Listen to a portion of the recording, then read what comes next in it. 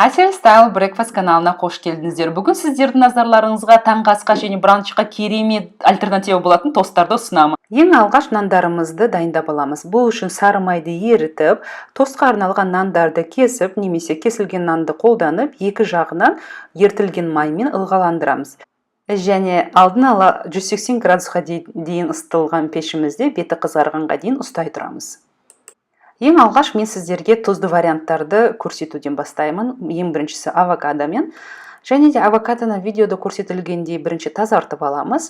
Содан кейін авокадоны өте жұқа қылып турап аламыз.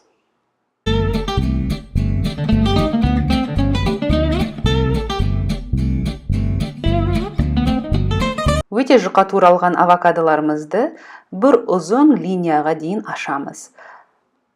Ашыққаннан кейін авокадоларымызды бір шетінен бастап ортасына қарай орай бастаймыз. Сонда біздің авокадоларымыз гүл шекілдес болады.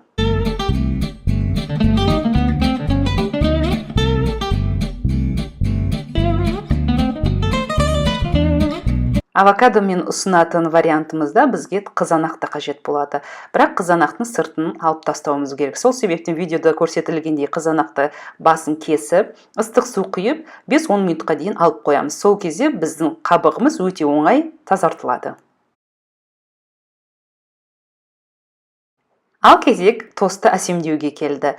Тостқа, дайын болған тостымызға кілегейлі ірімшікті жағамыз. Және де қажетінше қызанақтарды орналастырамыз.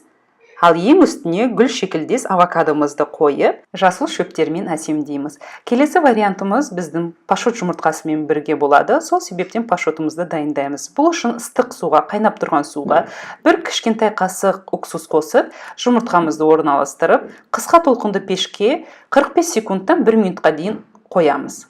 Біздің жұмыртқа пашотымыз осылай тез арада дайын болады. Пашот жұмыртқамызды ыстық судан алып, кептіріп алып, әсемдеуге кірісеміз.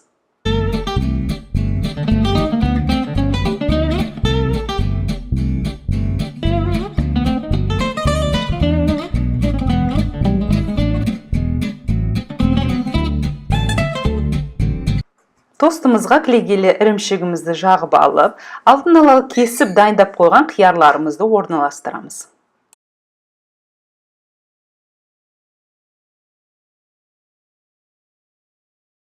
Ең үстіне дайындап қойған пашот жұмыртқамызды орналастырамыз. Кішкене байқау болғандарыңыз абзал, мен өз пашотымды кішкене тесіп алдым. Және де ең соңында шпинатпен әсемдеп, қара зейтіндерді қойдым. Комбамыз өте пайдалы болсын деп үстіне кедір жаңғақтарында орналастырды. Ең соңында тұздап, бұршымызды қойдық.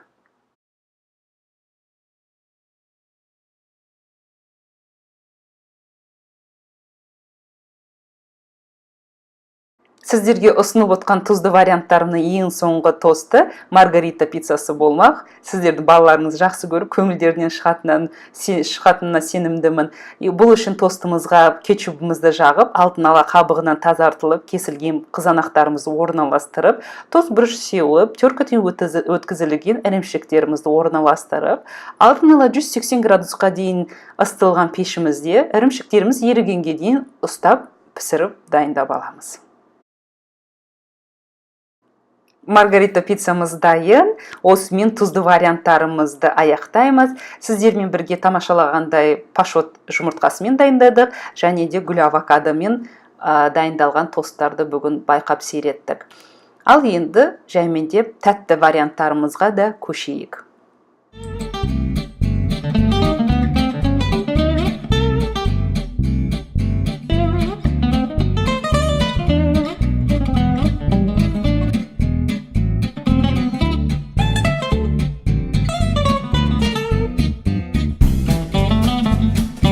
Ең алғаш тәтті варианттарды мен үлкен қызым жақсы көретін түрінен бастағым келеді. Ол үшін peanut butter деген жер жаңғақтың пастасын жағамыз.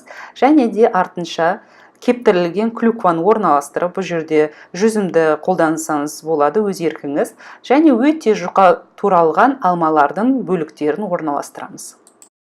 Ал осы комбамызды одан сайын витаминдерге толтырайық десек, үстінен бадам слайстарын орналастырып, балмен әсемдесек болады.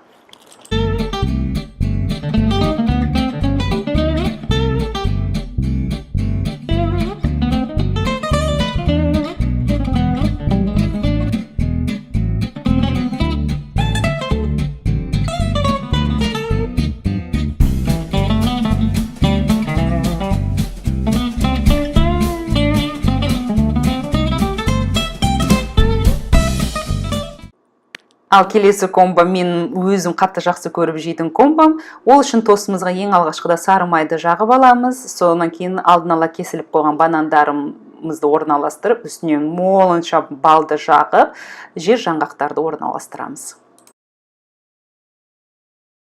Ал енді осы комбаға назар аударып көріңіздерші, мен ұлымның қатты жақсы көріп жейтін комбасы. Бұл комба үшін тостымызға нутелла пастасын жағып аламыз және гүл шекілінде кесілген банандарымызды орналастырамыз. Банандарды авокадомен кескендей әдісін қолданып гүл шекілінде кесе аласыздар.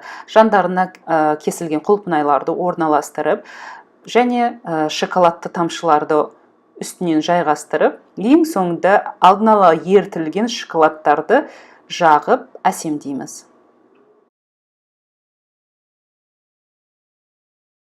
Кіші қызым Софиянты жақсы көретін комбасын айтып кетпесем әрине болмас. Сол себептен назарларыңызға карамельді комба. Бұл үшін тостымызға үйде жасалған карамельді немесе дүкеннен сатып алған карамельді болады деп ойлаймын. Карамельдің үстіне үгітілген печеньеларды орналастырып, молынша M&M'стерімізді қойып, және алдын ала ерітілген шоколадты жағып, ең соңында алдындағы үгітілген печеньемен аяқтаймыз. Видеомды тамашалағандарыңызға рахмет. Бүгін сіздердің назарларыңызға әртүрлі дәмдері ерекше, түрлері де бір-бірінен ерекшеленетін тосттарды ұсындым. Әр сенбі жаңа видеоны өткізіп алмау үшін каналыма жазылуды ұмытпаңыздар. Кездескенше күн жақсы болғай.